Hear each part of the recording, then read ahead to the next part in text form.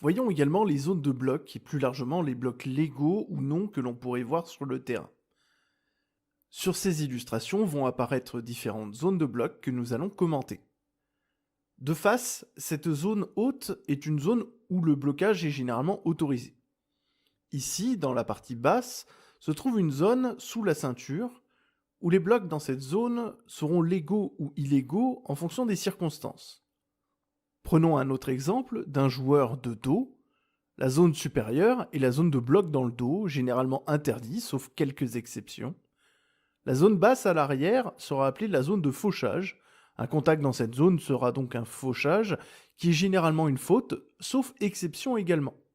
Cette dernière zone, en dessous des genoux, à l'arrière, est une zone interdite. Tout contact initié ici sera une faute.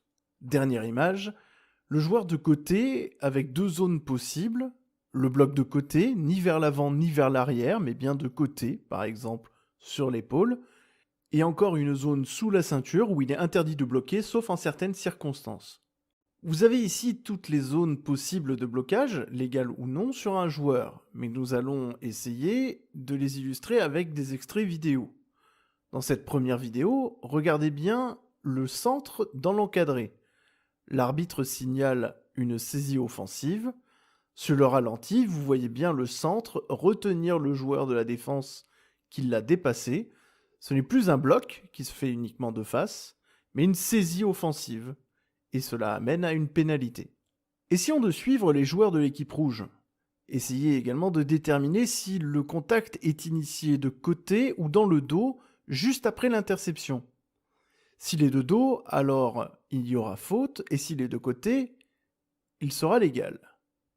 En l'occurrence ici, pas de faute car le contact est initié sur le côté. Troisième extrait, regardez les joueurs dans les cadres. Le premier contact de l'attaquant est un bloc légal, mais on voit rapidement à la démarche du joueur blanc qu'il est gêné, son mouvement de corps n'étant pas vraiment normal. C'est une saisie du joueur d'attaque et le touchdown sera annulé car celle-ci impacte directement le jeu. Quatrième extrait, voyez l'action du joueur blanc après la réception. Là encore, on peut se poser la question du bloc sur le côté ou non. Mais au ralenti, on verra bien que le contact est initié dans le dos et que le joueur rouge ne peut réaliser le plaquage. C'est une faute au point d'attaque, là où se trouve le porteur de balle. La faute doit donc être signalée. Dernier extrait pour illustrer un autre type de bloc. Sur cette formation de coup de pied, la balle va être remontée et suivez les joueurs dans l'encadré. Le contact du joueur rouge est initié dans la zone de bloc sous la ceinture.